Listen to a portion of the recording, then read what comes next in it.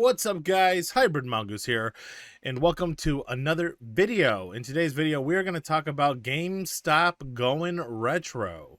Let's get right into it.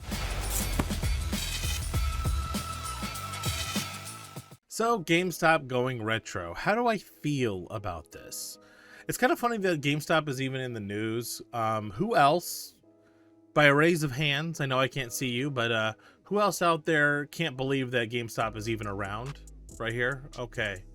You okay, so most of us think the same thing, and we agree that GameStop probably shouldn't exist anymore. And it's funny because ironically they have the name GameStop in their name, and it's extremely clear that a lot of their top executives don't play video games. I mean, you can tell by the way what they've done, how they've marketed in the past, I don't know, 5 to 10 years. You can just tell they've had that huge downside, you know, and they were about to go bankrupt, but you know, the crypto bros and all that whole stock thing happened. And I'm not gonna lie, I made money off of GameStop stock when it happened, so that was cool. But you know, if it weren't for that, I highly doubt GameStop would even be around right now. And that's to say, like, I'm conflicted with what they're doing. Like, it's on one hand, the retro gaming is cool. Obviously, I love retro gaming, duh. But you know, it feels like a little too late to me. Like, your name is GameStop, and I can't go buy like a NES controller from you. You know what I mean? Like, I can't go to you and buy any control. Like it'd be tough to buy certain things unless it's like a new system, and they just stuck with the new stuff, which, you know, obviously is not what got them there. The business model that got them there was the buying and the reselling of games. And nowadays there are a lot of ma and pa places that I want to support, that they're around, and they not only do they actually provide what GameStop used to provide, they also give you more money when you trade in games. So, like, to me, this whole move with GameStop is just like, I find it to be a little too late. You know, and again, I think it's good ultimately. And you know, I did search my area, and one of the GameStops in my area was doing this whole retro thing. And let me show you the picture of what that looks like, and everything. So let's take a look here.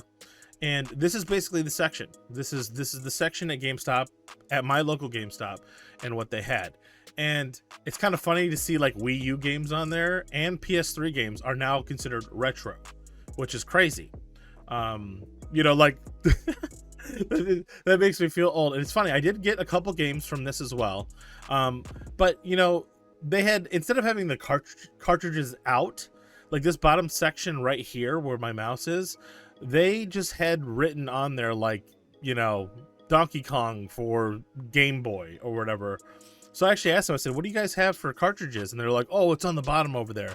It's like, oh, we already sold a bunch of them and stuff, and all this other stuff. And I'm sitting here thinking, why are they doing this now? They should have never stopped doing this. The fact that they stopped, you know, kind of doing what got them there, they stopped doing what the whole business model of how they became, you know, this gaming juggernaut, and took over and bought all the Funko Lands and all the EB games and all that. Like, they stopped doing what got them there, you know. And like, they should have they should have never stopped the retro thing, like, ever. Like, you should be able to walk in and buy a Nintendo game. Like, this is ridiculous that you know, they're now finally doing this. Now, this, I don't think it's gonna do anything, you know what I mean? Like, this is not gonna save them. This isn't gonna like get them out of trouble. Like they're still in trouble. You know what I mean? And they've closed a lot of the stores around me. There's only a couple left. Also, I know you guys have heard, like, Game Informer's gone now too. And I remember being so into Game Informer back in the day, and that was like half the reason you got the subscription there, like, you know, the power card or whatever. You would get that, so you would get the, you know, 12 months for free with Game Informer and stuff. And the fact that that's gone now too, it's like, part of me is just like, GameStop, just go away, go die, go bankrupt, get out of here. Because there's a couple mom and pop places around me that I will support, and I'd rather go buy games from them than support a company that isn't in tune with our community. You know, why would I go to GameStop to make them more money? You know what I mean? Like, it doesn't make any sense. You know, with that said, I still did buy a couple games, so I guess I'm a hypocrite. So, yeah, I bought a couple games, and let me see if I can show you the game I bought, the two games I actually bought. And again, it's funny that we are saying that these are retro games. But yeah, PS3, I bought The Evil Within and another PS3 game, Assassin's Creed Black Flag. Both very, I never played The Evil Within, but I heard it was good. And then also Black Flag, I heard was probably the best Assassin's Creed. So I was like, I'm going to try that out. And the price was really good too. You can see there, the price is only like $6 a piece or whatever. PS3 in general right now has been really fun to kind of collect for. Because the PS3 is cheap right now, and I actually feel in the, you know, probably give it five years, all of these prices are going to go up. So just a word of warning right now, if you are collecting for PS3 or you haven't been, you should definitely do it. You barely spend any money right now, and the games are like $5 each. It's insane. I think I got about 5 other games. I think I got 5 PS3 games that day for less than $25. So yeah, PS3 is an amazing console to actually be collecting for physically right now.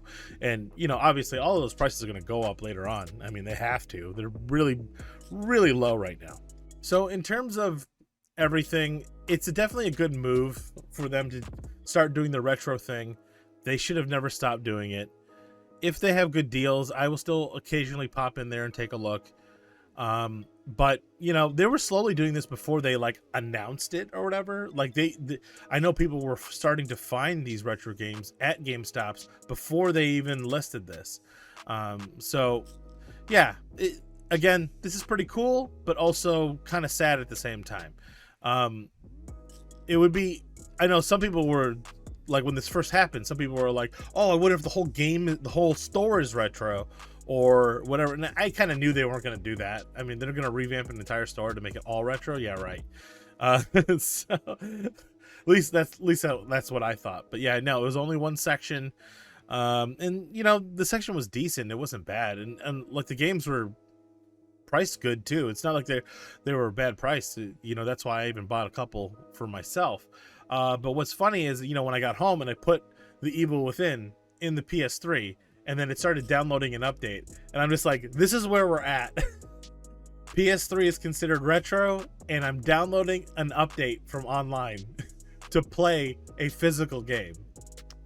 Like, okay, I'm officially old. Like we're old, you know, like this is it. You know, nothing screams retro like downloading an update so you can play the game. And that makes me wonder too, like, what if PS3, like, you know, we completely came offline? Like, what would happen like 15 years from now if you had this physical game? Could you actually play it still? Like, I don't know. I think we're gonna find a lot of that later on, you know, in this whole like half digital age. People are going to be like, yeah, I can't play this game because, you know, it won't let me download the update. Or I think you can cancel the update too, even if it sees it. I guess it wouldn't even see the update because it probably wouldn't be able to even check in online at a certain point, right? You know, with all, yeah. So anyway, guys, that is going to do it for the video. What are your thoughts on this GameStop thing? Do you think it's hype? Do you think it's just a last ditch effort, you know, to try to get more sales? I think it's like a, you know, flash in the pan, basically. Like right now, it just came out a couple weeks ago. People are probably going there, and then, you know, 6 months from now, they could go bankrupt. Who knows? But anyway, guys, that is it for the video. Leave a like, subscribe. It's free. Subscribe now. And I'll see you guys in the next one. Later.